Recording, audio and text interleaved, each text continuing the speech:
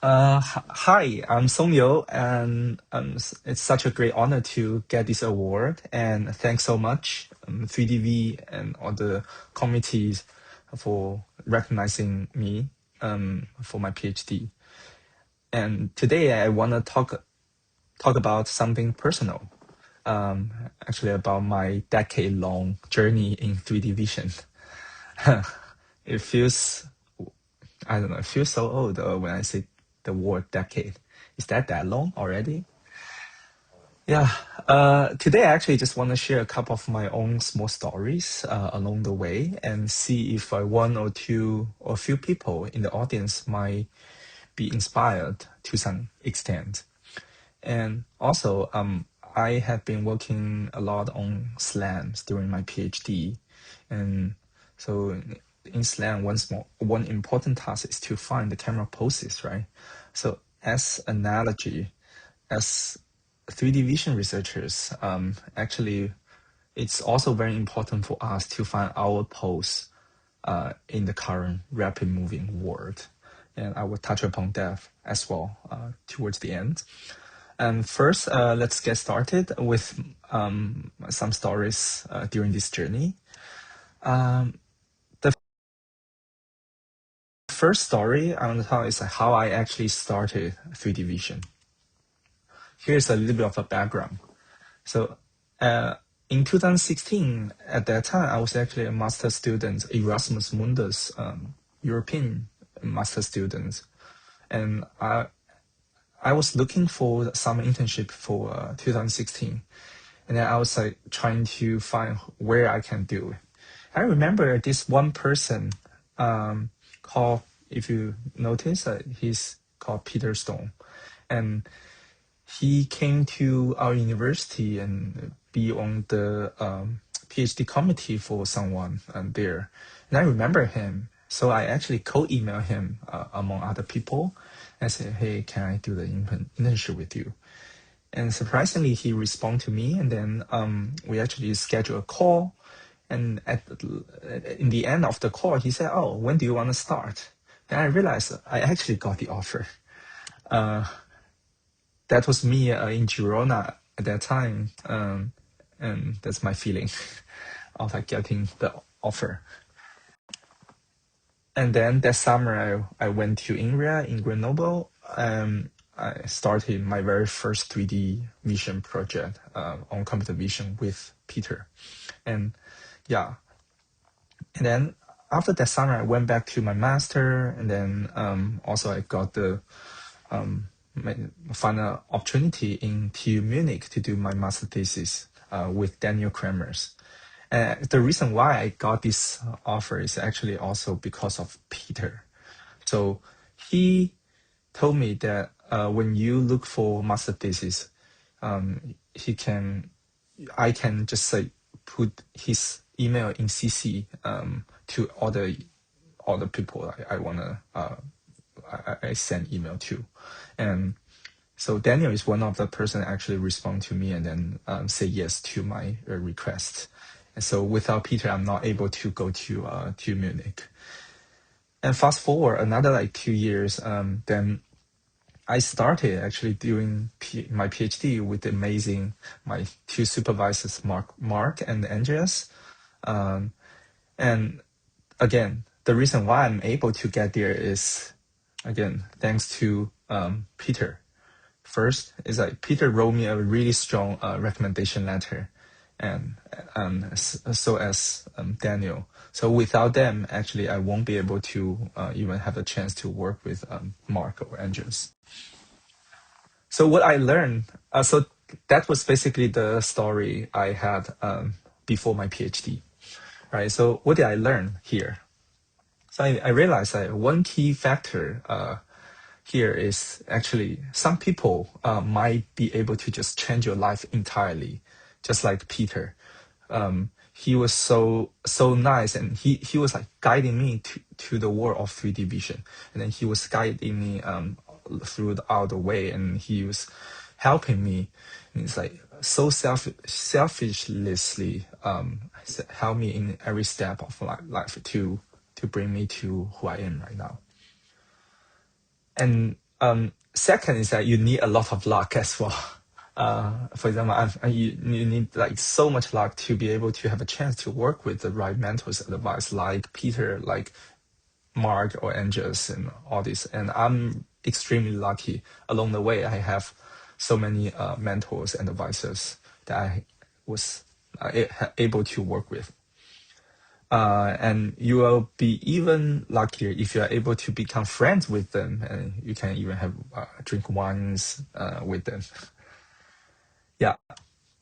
So now move on to the second stories. So that was a first paper during my PhD.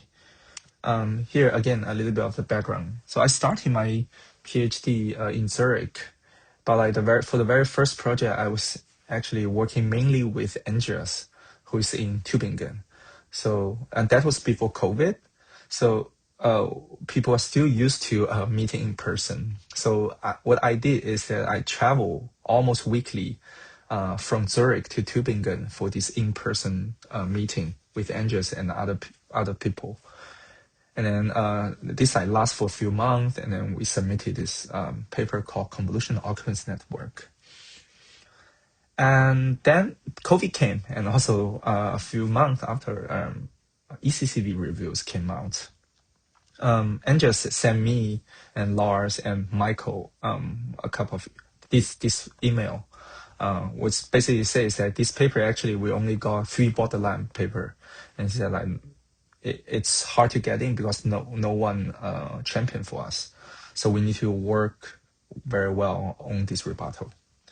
And the reviews are very like common. For example, oh, the task is not novel, the comparison is not fair, and what's the point of having that like weird 3D plane representation? And then what I did is that I worked very hard, just like everyone else during the rebuttal. Is that I worked very hard to rebut, and also like we got the so then we actually in the end convinced all the reviewers. We got the 3-week accept. In the end, actually, it turns out to be a spotlight paper at ECCV 2020. And this paper now, after many years, actually have quite some citations. But what's more interesting is that like this weird 3-plane representation mentioned by reviewers, and now is actually more widely known as triplane, and that representation actually inspired many follow-up papers. And but what I realized that this paper might be actually a good paper is that Professor Vincent Sisman actually in his talk at ICVSS, and he spent like 5 to 10 minutes talk about this paper, and in the end he said, "Oh, it's a really good paper. I encourage all of you to read it." And then he actually also included some of the slides into his lecture at MIT, and then I realized, oh, damn, I actually did it. And the lessons I learned from this story is they are first, again, people. I think you should seek any chance to collaborate with the most brilliant minds as you can. For example, Michael. So Michael was actually 1 year senior than me, and then he was giving me so much guidance and helps throughout this project. And yeah, without him, I think it's impossible that we get such a great paper out. And so Michael also got the award in this conference, and congrats again. You're so well deserved. And second thing, again, it's luck. So we got really lucky that we had actually reasonable reviewer who were willing to change their mind. And second, also like this tripling representation got so much popular than what we thought. And third, right timing. So like we actually did this project at the right timing. If we did it like now, probably no one cares anymore. But on top of like people and luck, I realized we actually also need grade, because you should not give up. And if I give up already before during the rebuttal, then probably this paper will just never be out anymore.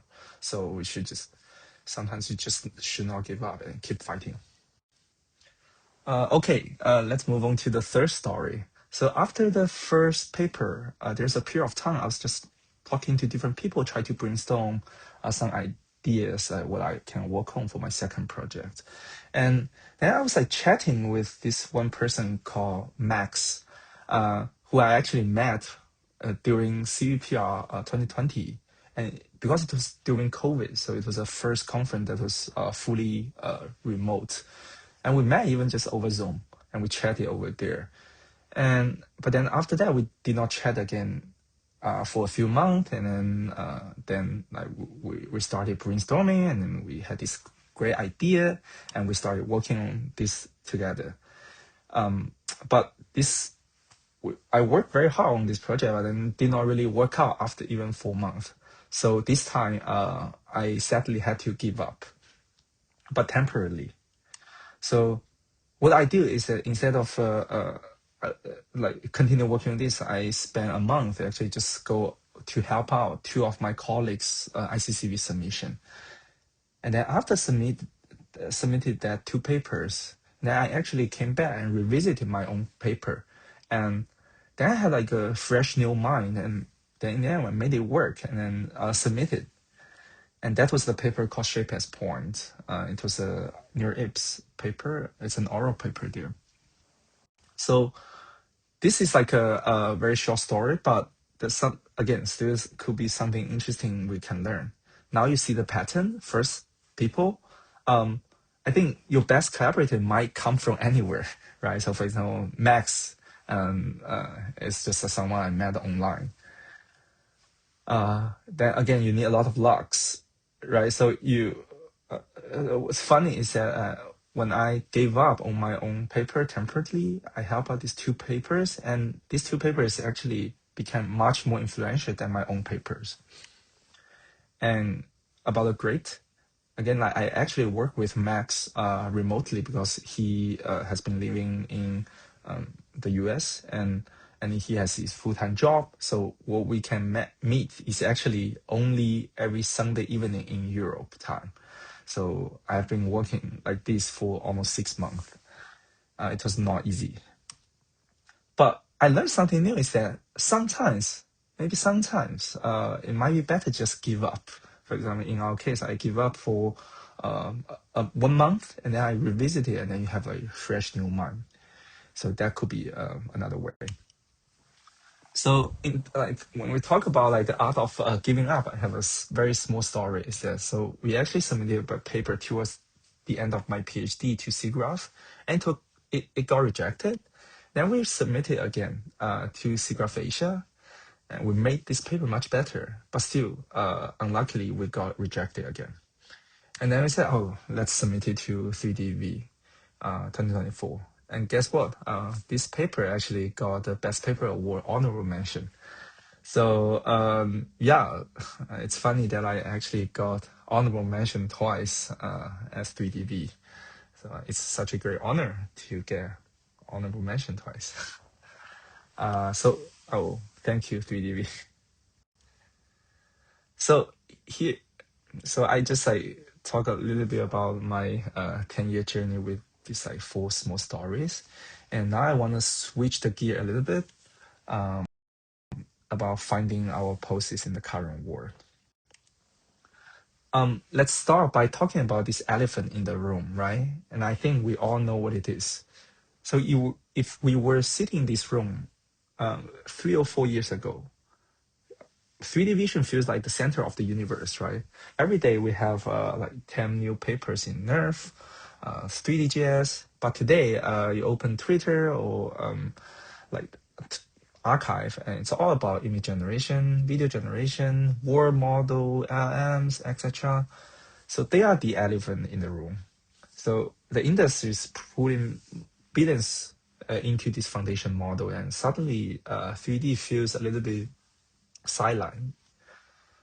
It's very frustrating, I know, and it's like impossible to ignore this. So if you are a PhD student in the room right now, you're probably worrying about job market, right?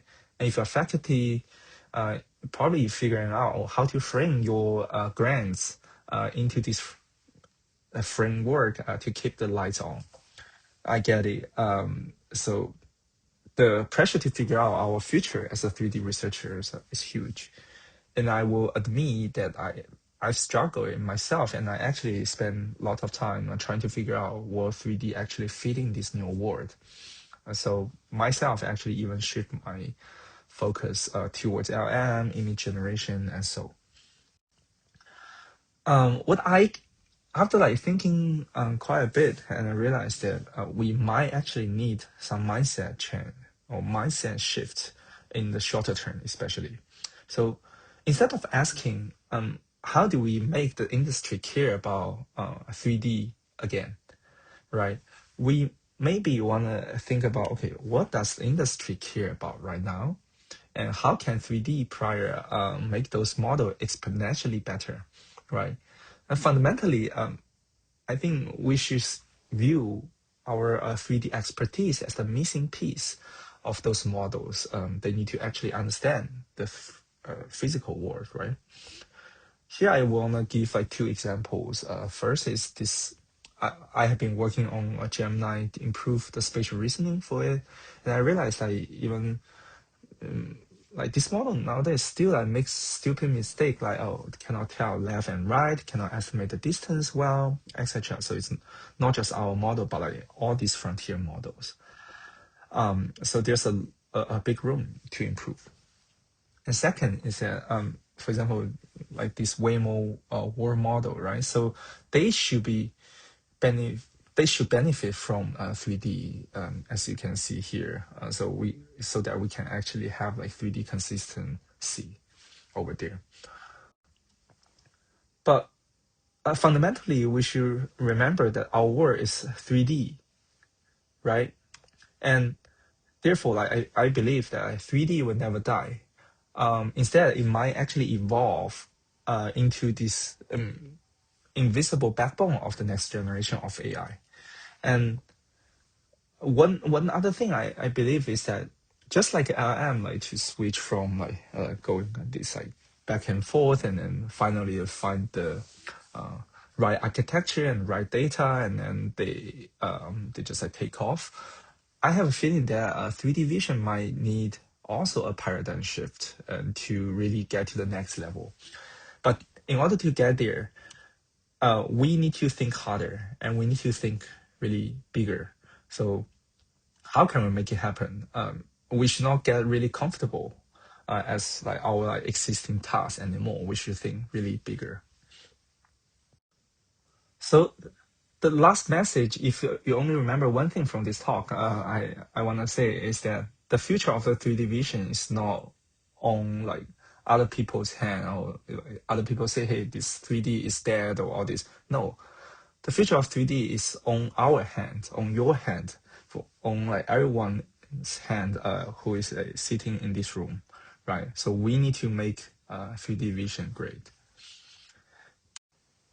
And last but not the least, I want to thank my supervisors, my mentors, my long-term colleagues, friends, collaborators. Uh, it's like because of you, I'm able to stand here. So thank you so much. Yeah, that's it. This is like my 10-year journey in 3D vision. Thank you.